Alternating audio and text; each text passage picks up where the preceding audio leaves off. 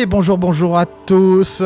On se retrouve pour une petite vidéo de début d'année 2026. Bonne année à tous, j'espère que vous avez bien profité des fêtes. On tourne, on est le 3 janvier. À la base, je voulais vous faire première vidéo et VOD. Bien sûr, c'était sur Arma 3. Elle arrivera lundi là, avec la reprise de toutes les VOD. Donc chaque jour, vous aurez à 18h une VOD d'une heure à peu près. Et on fait juste cette petite vidéo spéciale, bien sûr, pour vous souhaiter une bonne année 2026. Surtout une année de création. J'espère que vous aurez l'esprit créatif et la possibilité de le partager, de partager cette création avec vous. Enfin, avec tous ceux qui vous entourent, et puis des gens que vous ne connaissez pas encore. Et bien sûr, pas trop d'emmerde. C'est vraiment... C'est quelque chose que j'ai toujours eu du mal, justement, souhaiter la bonne année, alors qu'on a le sentiment que ça va pas être une bonne année, quoi qu'il arrive. Donc, j'ai envie de vous souhaiter pas trop d'emmerde. C'est peut-être plus réaliste que de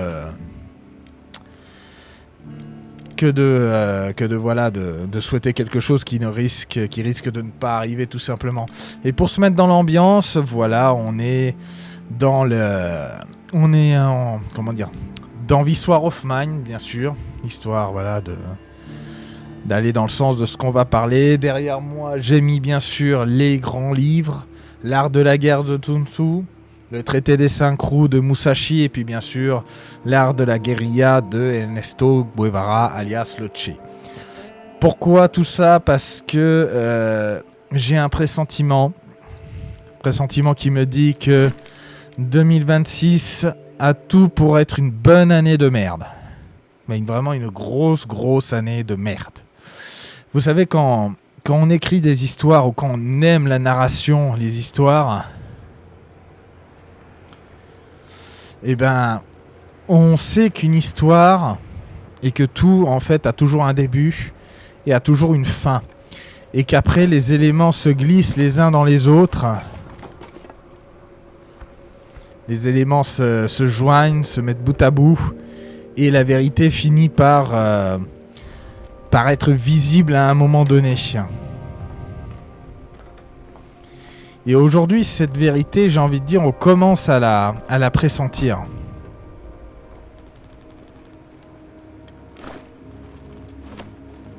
Ah vache, il y a énormément de choses. On commence à la pressentir, en fait. Déjà, vous l'avez tous vu, de toute façon, depuis déjà un moment.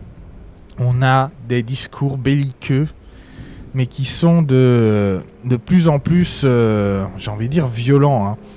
On a eu bien sûr le tout premier, celui que je me souviens, c'est les services secrets allemands qui déclaraient qu'une guerre avec la Russie était inévitable d'ici quelques années.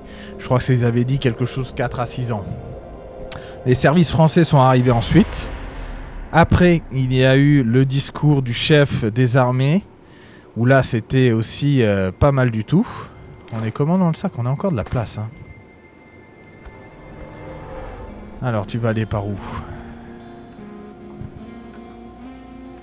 Ok.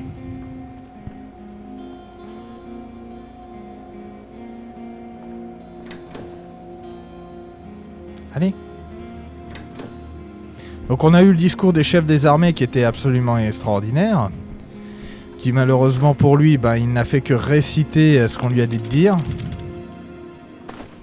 Donc à la fin, ça a donné, il va falloir réapprendre à sacrifier ses enfants. Donc vraiment un discours, j'ai pas envie de dire alarmiste, mais qui donne vraiment le ton où ça va être quelque chose d'assez horrible. Et dernièrement, c'est le secrétaire général de l'OTAN qui a déclaré qu'il fallait qu'on s'attende à vivre des périodes aussi difficiles que celles qu'ont vécues nos grands-pères, nos arrière-grands-pères en RF, en CF, bien sûr, Première Guerre et Seconde Guerre mondiale. Donc des discours très belliqueux qui vont dans le bon sens. Il y a une recherche de casus belli qui se fait et qu'on ressent de plus en plus. Et l'autre truc, c'est qu'on a aussi un réarmement massif qui est en train de se faire.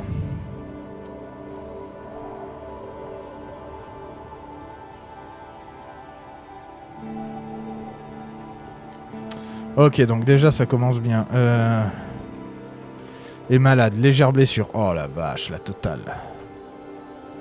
Bon, bah va prendre ça. On n'a pas de quoi soigner malheureusement. Par contre, il va falloir vraiment... il va falloir s'équiper. Justement, ça tombe bien qu'on ait eu cet événement-là. Ça fait partie des éléments que je voulais parler. Mais avant ça, il y avait l'histoire, bien sûr, des usines. Hein. On parle de plus en plus d'usines. Là, la dernière que j'ai lue, c'était en Allemagne.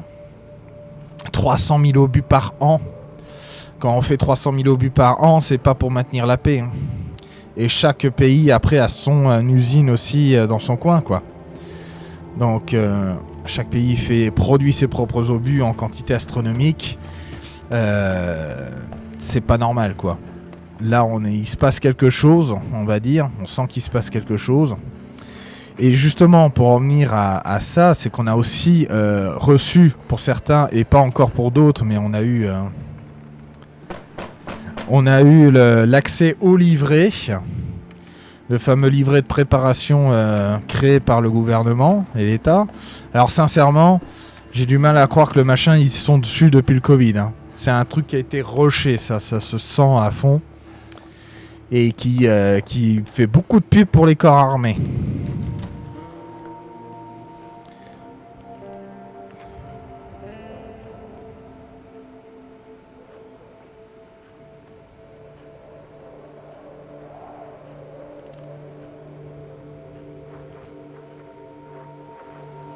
Ok, bon, t'es parti. C'est pour la bonne cause. Et ce livret, donc, que je trouve rushé et incomplet. Il parle pas de tout. Et puis là, on a eu justement l'exemple. C'est que c'est un livret qui est fait dans un monde de bisounours. C'est-à-dire, ok, il faut se préparer au fait que pendant 72 heures, il va y avoir rupture de normalité. Mais tout va bien se passer, il n'y a pas à s'en faire. Il faut juste un peu de nourriture, de quoi avoir chaud, de s'occuper. Vous en faites pas, votre voisin qui vous déteste ne viendra pas vous fracasser la gueule. Mais voilà, alors que c'est justement ce qui risque d'arriver, c'est que si y a une rupture de normalité, si vraiment il n'y a plus de courant avec des services de l'État complètement débordés, les gens vont en profiter. Hein. Faut pas se leurrer là-dessus. Hein. Il va y avoir tous les règlements de compte et toute la tension qui était stockée, cachée, accumulée, risque de ressortir à ce moment-là. Donc il manque tout ce côté défense, protection de soi-même dans le livret qui n'est pas du tout mis dedans, alors qu'il faudrait au contraire qu'il y soit. Ça, c'est un avis, mais voilà. Donc le livret qui a été mis en préparation, et comme je l'ai dit, on aime bien quand on écrit des histoires, on aime bien que tout soit planifié, que tout soit bien. On sait qu'une histoire, c'est un début et une fin. Et l'auteur, s'il est bon, il va s'amuser à mettre des indices au fur et à mesure du temps de l'histoire principale qui paraissent déroutants ou on ne sait pas pourquoi c'est là à la base, mais une fois qu'on sait où est-ce que va le livre ou l'histoire vers sa fin, soudainement tout prend son sens. C'est à ça qu'on reconnaît quand même un livre qui est travaillé du début jusqu'à la fin et qui n'est pas improvisé au niveau de sa fin. Et donc là, on commence à sentir un peu vers quoi ça veut tendre, en fait. Donc voilà, il y a toutes ces histoires de préparation, de discours belliqueux.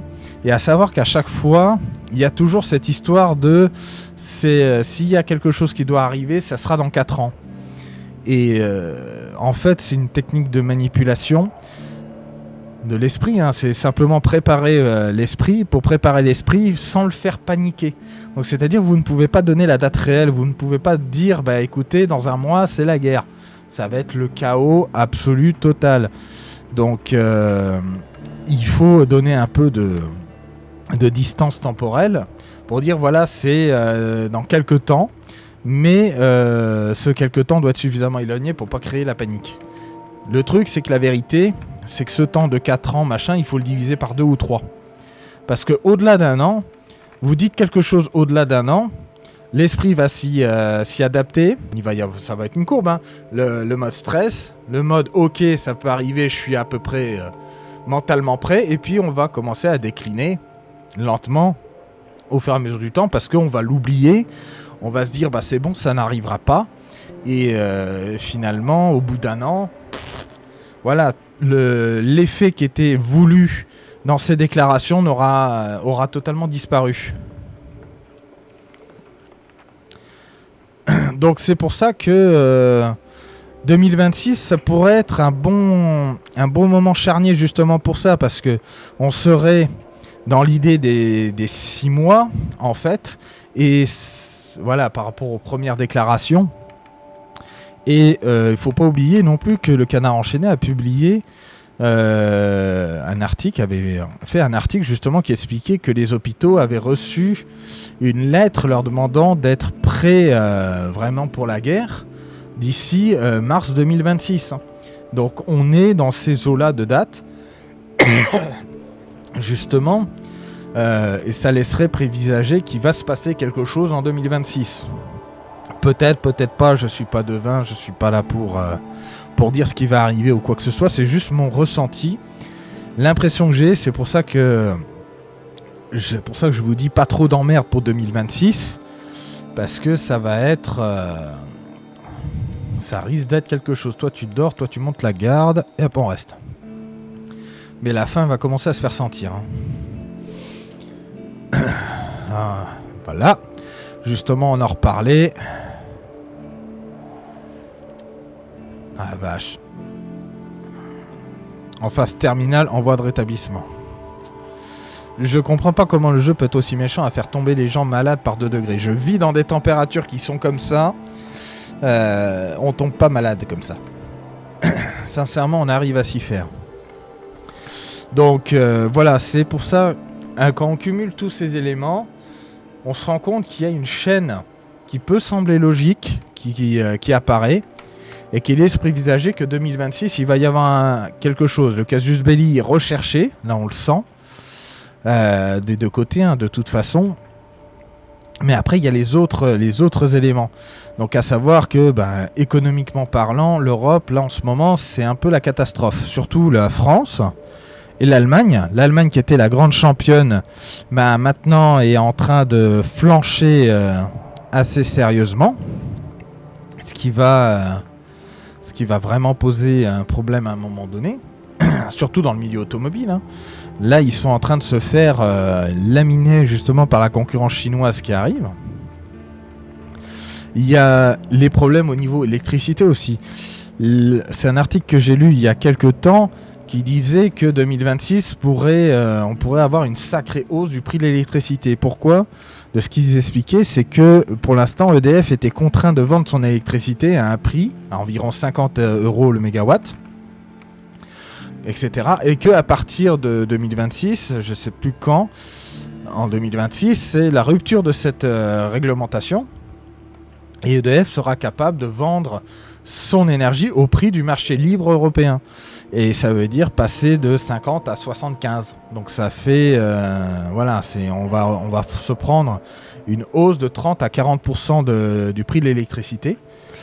Il va y avoir beaucoup d'entreprises, à mon avis, si ça se fait, qui vont être dans la merde, qui vont fermer. Des entreprises donc qui vont être dans la merde, des auto-entrepreneurs, etc. Donc tout ce qui est le tissu économique qui tient encore risque de subir fortement là. Donc pas dit que ça se passe bien en fait. Donc voilà, on a des gros soucis économiques. On a vraiment tout un tableau qui fait que les choses ne vont pas forcément dans le bon sens. Et je n'ai plus d'eau. J'ai pas de filtre. Il nous faut du bois.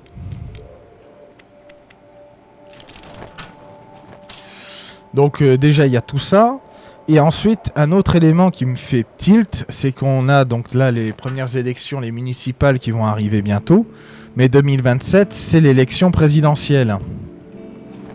Et là en ce moment c'est plus un duel RN-LFI qui est annoncé. Est-ce que l'Europe, la Commission européenne et les institutions européennes vont accepter le fait qu'il y ait un tel vote qui ait lieu, c'est une question à se poser. Est-ce que justement...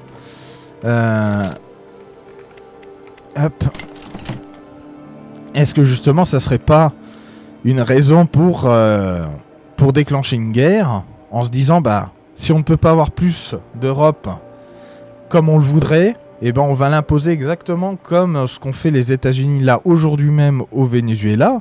Donc c'est-à-dire Maduro a été élu oui ou non de façon légitime ou pas, qu'importe, c'est parce que les Américains voulaient. Donc là ils viennent apparemment de le capturer et il sera à mon avis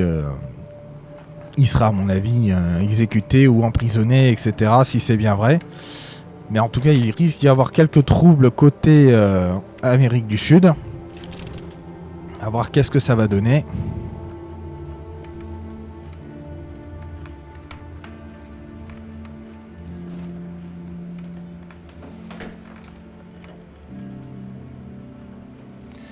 Ouais, bah Emilia, je pense que tu vas pas survivre. Hein. C'est fou.